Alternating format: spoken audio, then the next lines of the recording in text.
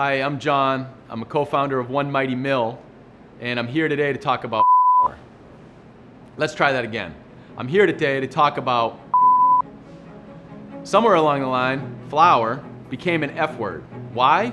Flour used to be a healthy, nutritious staple of the human diet.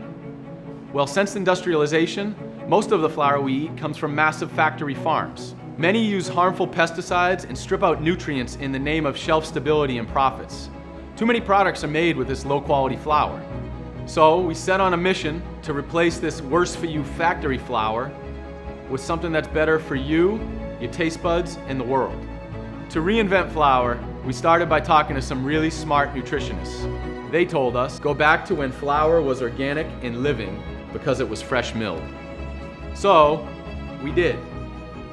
We started with local farmers who grow organic wheat the right way. Then we fresh mill the wheat berries on our small but mighty stone mills. Stone milling is not easy. It takes big muscles. No, it doesn't. Stone milling keeps the protein, fiber, and flavor in a way that most of us have never tasted. Newsflash, flour should have a shelf life. Ours does. The result? Fresh milling means our flour is not a dirty word.